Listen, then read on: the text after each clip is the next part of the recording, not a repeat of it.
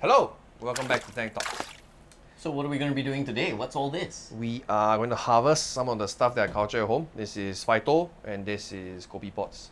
What do we do with the Phytoplankton and the Copepods? So for the Phyto, I dose the Phytos to the tank via doser or sometimes by hand if I have a bunch of spare like I do today. So they go on a 24-hour doser, so you have about 500 ml a day. The nano, I dose by hand because I can't leave the bottle of live Phyto not chilled for too long because the Phyto will die. So the bottle has to be consumed like within half a day or a day for it to still remain fairly useful. So when I harvest the live ones, I pour it straight, like just directly into the tank. So that's what the Phyto is for. Mostly feeding the corals for tank health. You know, it helps with, since it's live Phyto, it doesn't just add your nutrients. It actually helps you reduce nutrients by photosynthesizing, and at night the pods will eat them and the pods will grow. It sustains your good pod culture. So for my large tank, I have 5 leopard wrasses and I can still see pods on my glass, which is great. It's a good thing to know. I think I owe that probably to the large amount of Phyto that's being fed there. Also, I use it for cycling a new tank. It helps keep it, because the Phyto is there feeding the Copepods. And the Copepods will eat the diatoms, and you generally can get away with not having an ugly state. So my nano is about 3 months coming on, 4 months.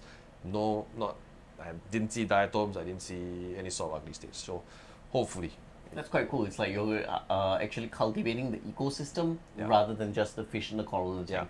Let's get to it. Also protecting my wallet, because if you buy one bottle and dose each time at the rate that I do, it is a very expensive upkeep. So I was like, there's no way I can keep this up unless I do this.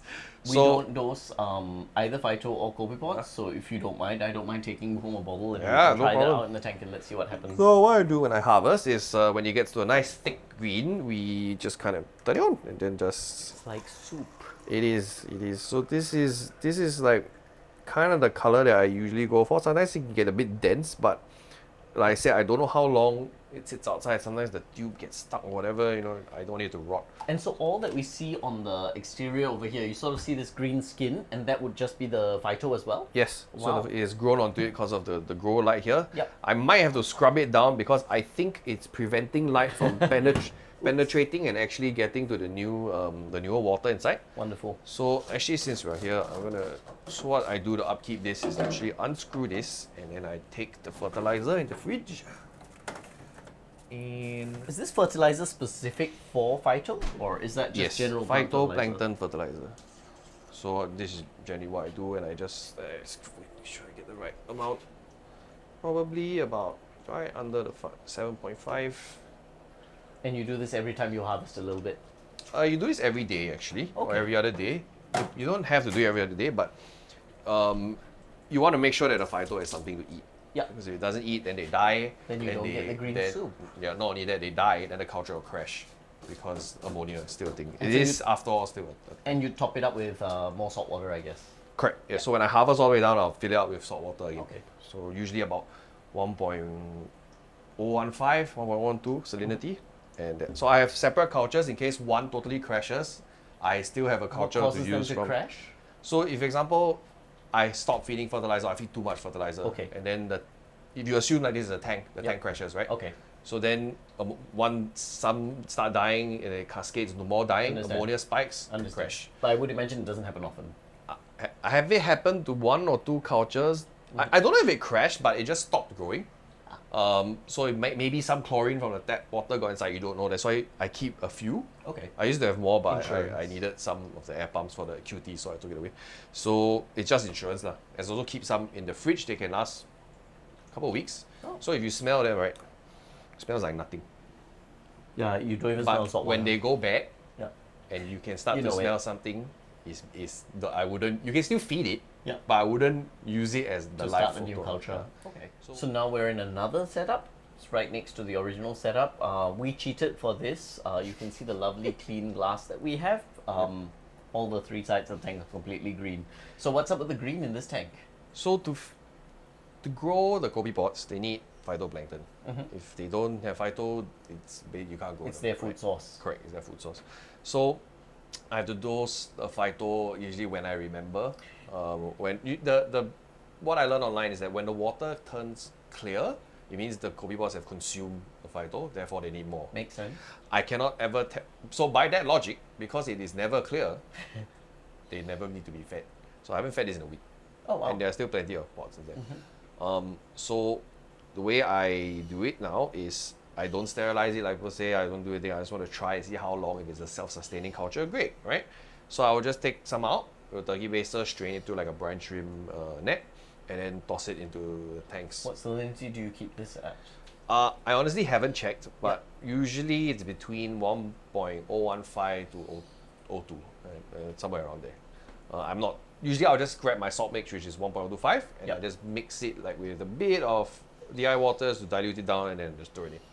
So they're quite easy to care for. They're very easy to care for. And then I have this kind of lid that I don't use to help with evaporation, because evaporation can screw up a lot of things, so that's important to have. And of course, an air bubbler, very gentle bubbling, even gentler than the phyto, just to make sure there's air. And how did you start the culture? So once again, fellows on Earth, they helped me out and sent me the phytoplankton, the Copepods.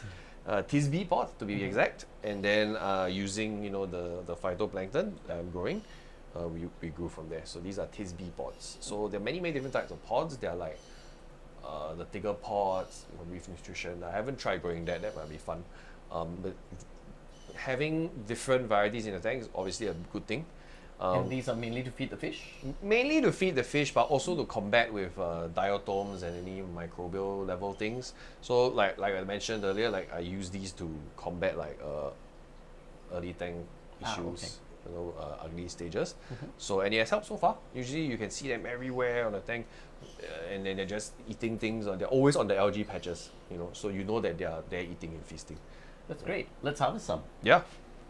So here's how we harvest it. Turkey baster. Just gonna go in and see how much we get. I don't want to scrape the bottom too much because I just scraped off a whole bunch of algae. So let's see what we get. So I just basically pour the stuff in here, and then take a look if I caught any. Yeah, a few. I don't know if you can see it. But let's just go in. But in theory, you could just pump the water into the tank, right? I could, but then as you can tell, maybe I might just be pumping water and missing out the pods entirely because it's quite a large volume of water. But each time you drain, you can see stuff jumping around inside. Can you see? Oh yes. Yeah. Okay, so now we're going to seed this bowl tank with all the new stuff in it. I done it once. There's not enough pods for me to be happy about. And we're also going to throw in some phyto. This is how I see the new tank. So once again, this tank has nothing in it, so we're just going to use this to seed the thing and sort of speed up the cycling process, is that right? Yeah, well, more to maintain, make sure that there's no huge diatom outbreaks, make sure that the pods can get established in case I want mandarins or whatever, there's always going to be enough. But because I don't have a sump, I don't think that's going to work in this case. But anyway, so let's put it in. So what you saw earlier, we're going to put it in right now. Okay. So that is just the algae from the culture, which is not a big deal to have in there. The snails will be happy to eat them. And now we pour the phyto. So this is 500 ml. It's not a mega dense culture, so I'm just going to pour all of it in. Okay, so I'm not sure if this is right for me. Is it right for you?